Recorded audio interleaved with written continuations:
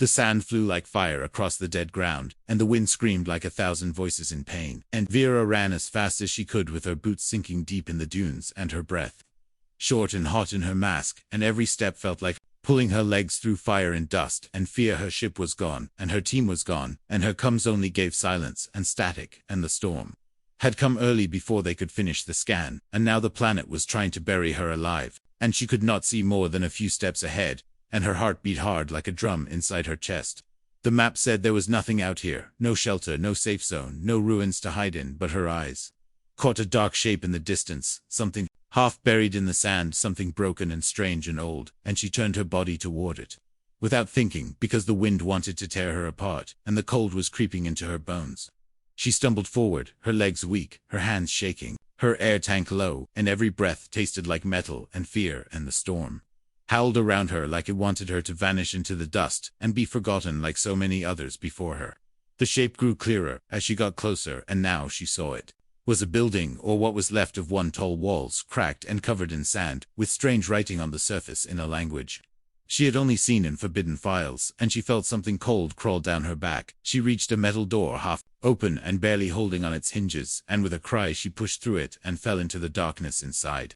And the door slammed shut behind her, cutting off the scream of the storm. Like someone had closed the mouth of a beast. Inside it was dark and quiet, and the silence rang louder than the storm outside, and she lay there for a moment, her body shaking, her lungs gasping, her mind trying to understand where she was and why it felt so heavy in the air.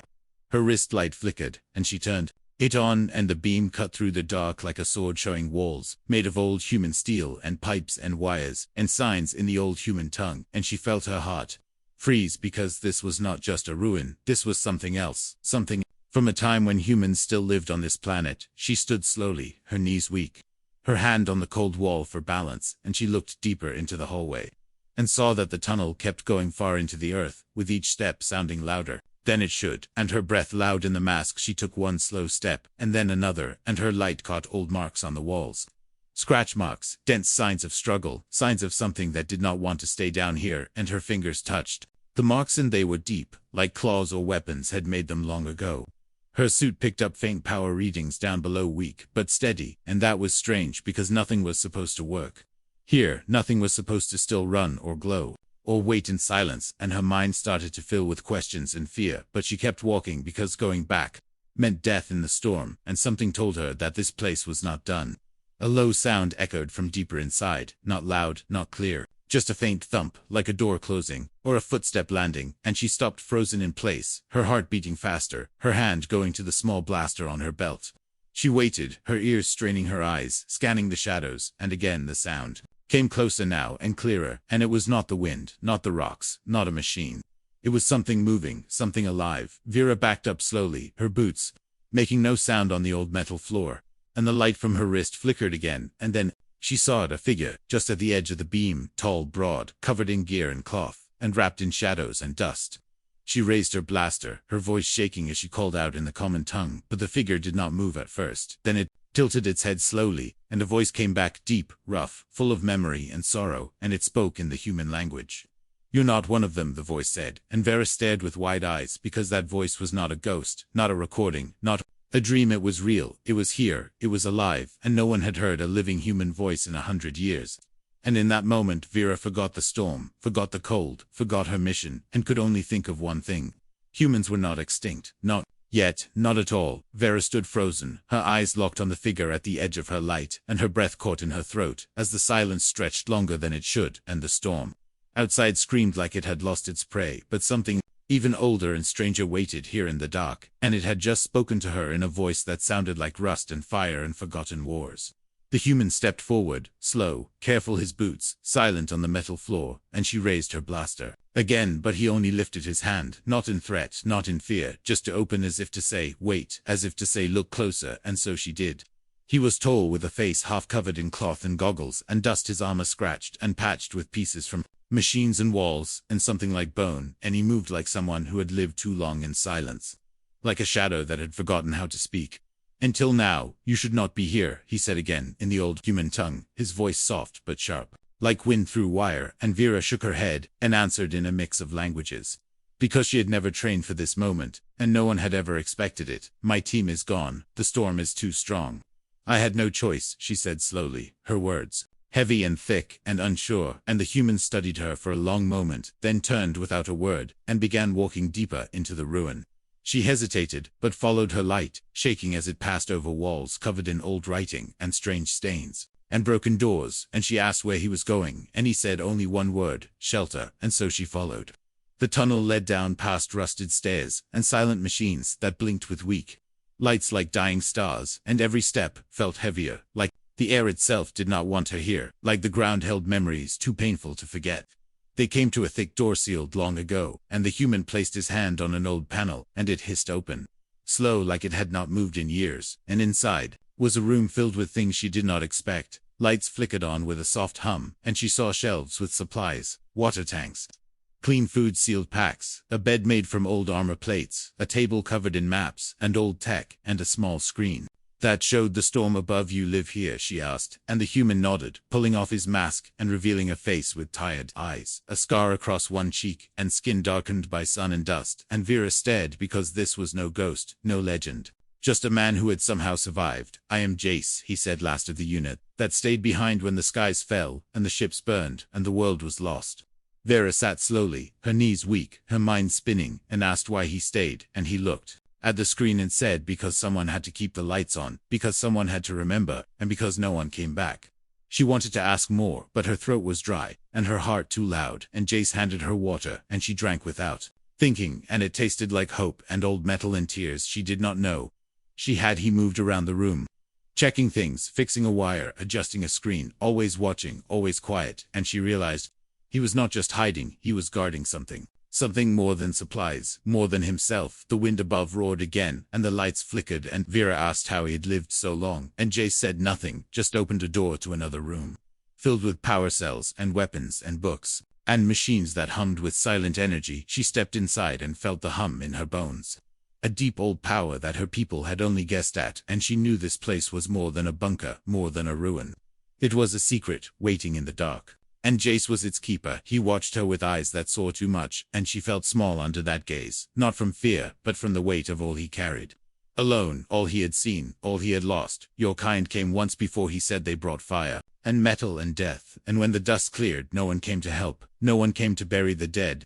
Vera looked down, her voice low, as she said, I am not them, and Jace nodded once, slow like stone falling through water. Then prove it, he said, and turned away, leaving her with the weight of her own breath and the sound of machines dreaming in the dark.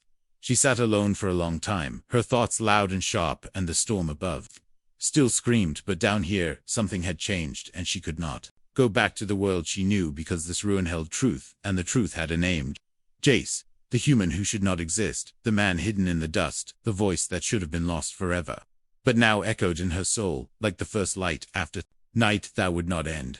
Vera woke to the soft hum of old machines and the slow, steady sound of breathing that was not hers, and for a moment she forgot where she was, and then the memory rushed in like the wind outside, strong and wild and heavy. She sat up slowly, her body still tired, and her eyes adjusting to the low light, and she saw Jace sitting near the entrance of the bunker, his back straight, his hands busy fixing something made of metal and wire, and memory. He had not spoken since last night, when he told her to prove she was not like the others, and now she watched him from the shadows, wondering how one man had lived so long in silence, how he had survived when the world above had turned to dust, and lies. Her stomach growled, and Jace tossed her a sealed food pack without a word, and she caught it, surprised by how smooth the move was, like he had done it 1,000 times. Like muscle memory from a life before everything fell apart. She ate slowly, her eyes never leaving him, and finally asked the question that burned in her throat, how did you survive, and why stay, when you could have left with the rest?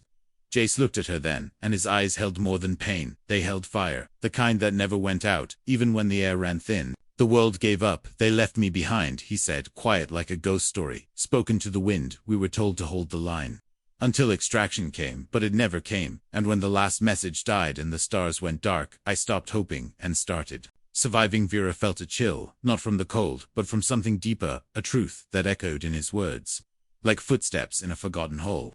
And she wanted to say sorry, but the words felt hollow and useless in this place where sorrow had built Its home he stood, and walked to a metal cabinet, opening it to reveal maps, drawings, notes, and strange tech she had never seen, and he spread them out on the table, his hands moving fast, but careful, like each paper was a memory that could vanish. If touched wrong, this world still breathes, he said, and his voice now held something else.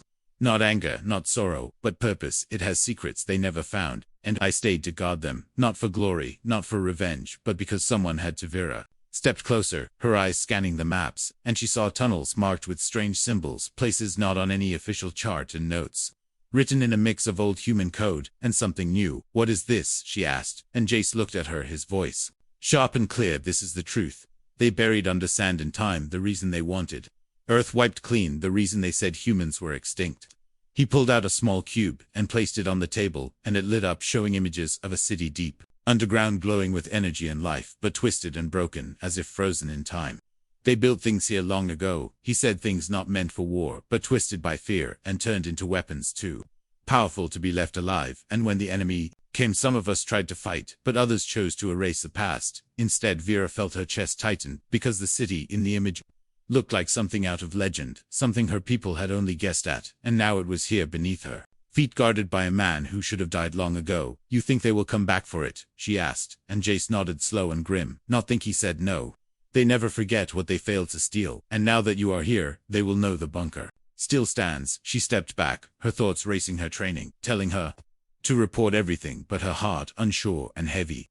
Because something in her wanted to protect this place, too wanted to protect the man who had kept it alive. Jace watched her and spoke low and calm. I do not need your pity, I do not want your help, but if you stay, you must choose silence or war, and there is no middle path. Vera looked at the screen, the images still glowing, and she saw not ruins but stories varied. Not death, but memory, and she realized this place was not just a shelter, it was a promise left unfinished, a voice waiting to be heard. She turned to Jace and said, I will stay and learn, and I will not speak of this unless you tell me to. And for the first time his face softened just a little, like stone touched by wind, like a mountain remembering how to bend. The storm above roared again, but inside the bunker, a strange peace settled.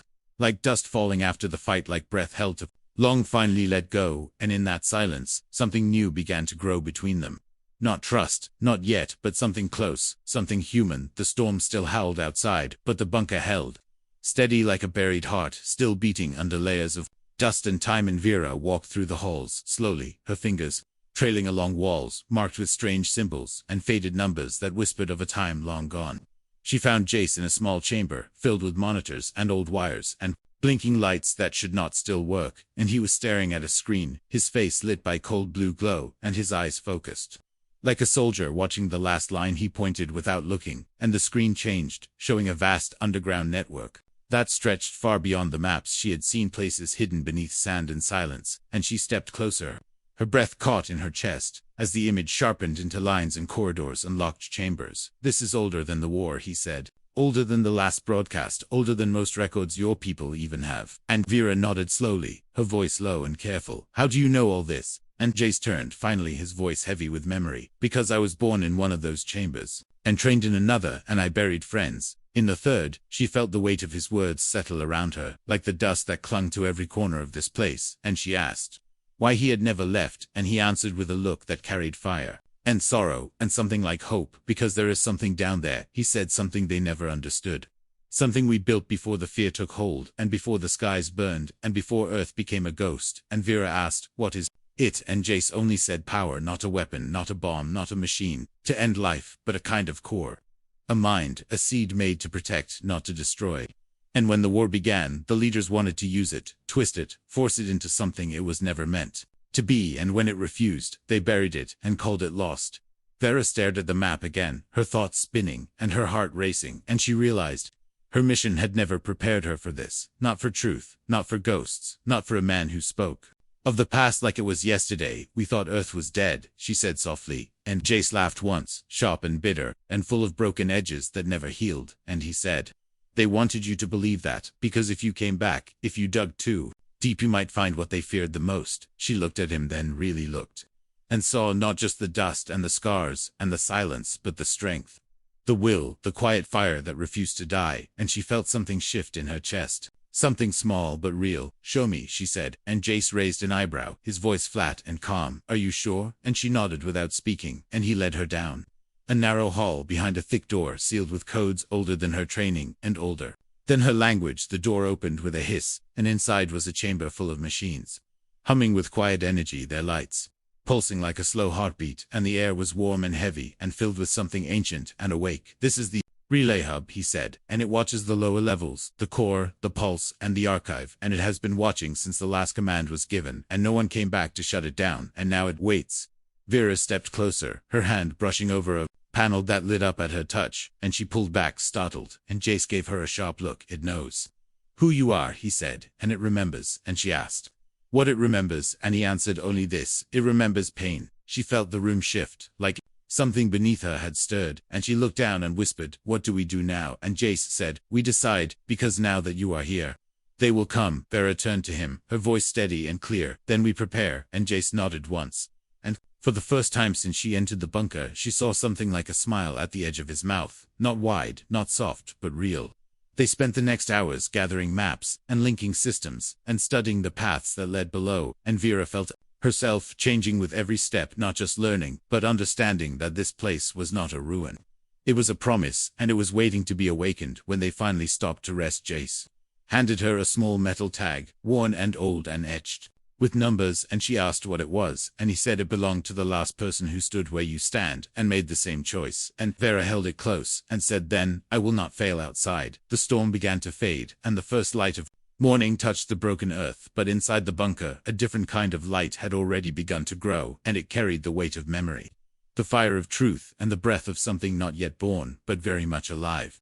The ground shook with a sudden roar, as dust rained from the ceiling, and Vera stumbled backward, her arm flying out to brace against the wall, while Jace shouted for her to move, and the lights flickered like stars, blinking in fear, and the power hummed louder like the heartbeat of something deep below them. Second tremor followed harder than the first, and the sound of splitting stone filled the bunker like a scream, and Vera ran toward the control room, but a wall of rubble crashed down behind her, cutting off the hallway and trapping them in the lower section of the shelter sheet. Looked back and saw only dust and stone and sparks, and she turned to Jace, her voice sharp and quick. What was that? And he did not answer right away, just stared at the ceiling with narrowed eyes and said quietly, that was not the storm. Vera's fingers danced over her scanner, and the results came back strange and twisted. The energy below was spiking like something had awakened, and the tremor had not come from outside, but from beneath their feet. We need to get out, she said, but Jace was already moving, pulling open a hidden panel and tossing her a pack filled with tools and a small oxygen tank, and he said, we might be here longer than you think so. Breathe slowly and move faster. They worked side by side, moving rubble and checking vents, and trying to open the sealed door that led back to the surface, but every path was blocked, every system damaged, and the main power grid was holding by a thread. Vera wiped sweat from her brow, her hands shaking from more than exhaustion, and asked how long they had before oxygen dropped too low, and Jace glanced at the gauge and said 3 hours, maybe 4 if we stay still, and she cursed under her breath. Time passed slow and heavy, like the air around them, and the silence between words grew longer, but not cold, and Vera watched Jace work with hands that knew every wire and every sound this place made, and she realized how deeply he belonged here and how much he had given to keep it alive. You built part of this, didn't you? She asked, her voice softer now, and he looked up and nodded. Just once, not proud, not bitter, just true. She sat beside him, her legs sore, and her lungs tight, and said quietly, I was taught your kind died out long ago. The earth was empty, that only ruins and ghosts remained, but now, I know that was a lie. Jace gave a low laugh like stone cracking, and said they needed the lie more than the truth, because truth carries questions, and questions carry fire and fear, and sometimes freedom. And she looked at him and said, maybe I needed the lie too, until I saw your face. It fell quiet again, but the silence felt different, like it was listening, like it held something growing. And Vera leaned her head back against the wall and asked, what will you do if we run out of air? And Jace shrugged and said the same thing. I've done every day survive until I don't. But something in his eyes said more, said he was tired, said he had waited too long for a voice not his own, and now that one had come, he was not ready to lose it. Vera stood, her hands clenched, and said, we are not dying here, not today, not like this, and she pulled open the floor hatch and climbed down into the crawl space and shouted for Jace to follow. The space was narrow and hot, and the walls close, and she could barely move, but the scanner showed a faint signal, a weak emergency line. maybe untouched, and she pushed forward inch by inch, her hands bleeding, and her suit torn, and her breath short, but she did not stop. Jace came behind her, moving slow and careful, and once he whispered, "This place is older than bones, and deeper than dreams," and she believed him, because every inch felt alive. With memory and power, they reached a small panel almost hidden, and Vera used her last tool charge to spark it, and the power surged through the line, and the lights flickered, and a soft voice spoke from the wall, saying emergency lock disengaged. And the hatch above them hissed open. They climbed out, gasping for clean air, and Jace fell to his knees, laughing like a man who had forgotten how, and Vera laughed too, even as tears fell, and her lungs burned, and she looked up and saw sunlight breaking through a crack in the ceiling. "Not dead," she said, breathless, "not done." And Jace looked at her with something like pride, something like belief, and nodded slowly, and said, "Not yet." And as they sat there, surrounded by stone and light and dust, she knew this place was no longer just a bunker. It was the start of something new, something they would face together, no matter what waited in the sand, or the stars, or the silence. Beyond the sky, the sunlight that broke through the cracked ceiling felt warm on Vera's skin, but her heart was cold, as she sat beside Jace, watching the old systems flicker back to life, and listening to the soft hum of machines waking after long sleep. And though they had escaped the lower tunnels, they were not free, not yet. Not at all. Vera stood and opened her communicator, thinking maybe now she could call for help, maybe now her people could rescue both of them, and she could bring Jace home, not as a secret, not as a ghost, but as proof that Earth still breathed. She raised the signal device high, the small green light blinking slowly, and she waited and waited, and then the screen came alive, and a voice spoke in her ear, sharp and familiar, and full of command. "Vera, this is Control. We received your distress signal. Stand by for pickup, and report your status immediately." And she opened her mouth to reply, but then another voice came through, one that froze her blood, and made Jace look up from his repair secure. "The human do not engage, emotionally extract, if alive erase memory, if not mission priority, is silence, not survival." And Vera stared at the screen, her breath stuck in her throat, her fingers numb and cold, and the light blinking. Like a slow heart failing, she dropped the device and stepped back, her eyes wide and full of something she had not felt since she first heard Jace speak, something like fear, something like guilt, something that burned deeper than any storm. Jace stood, slowly brushing dust from his jacket, and looking at her with no anger, just calm, like he had known this moment would come. And he asked, "What did they say?" And Vera could not speak, so he nodded and said, "I thought so." She tried to explain, tried to say she did not know they would do this, that she never wanted to hurt him, that she only came to map ruins, not erase lives, but the words died before they reached her mouth, and Jace turned away and began to pack his gear.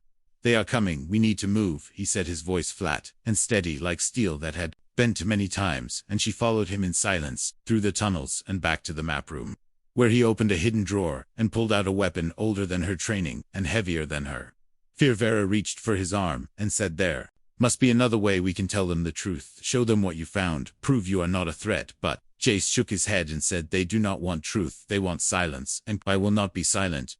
She watched as he loaded the weapon, checked the seals, and strapped the old armor to his chest, and he looked like a warrior from the stories of her childhood.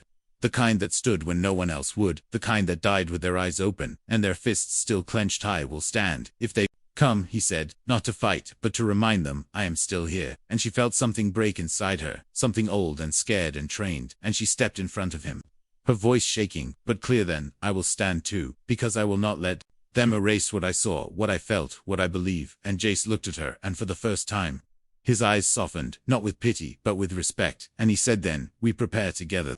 They spent the next hour locking down the bunker, setting traps, and marking escape paths, and every minute felt like a countdown, like the last breath before the plunge. And when the scanner lit up with a soft pulse, they both knew it had begun. A ship entered the atmosphere, silent and dark and sleek, the kind used for missions where no one was meant to return, and it landed near the ruins with no lights, no signal, no warning. And Vera watched from the hidden screen, her hands tight, her heart loud, and her voice silent. Jace placed a hand on her shoulder and said, "No matter what happens, you changed the story. You were not meant to.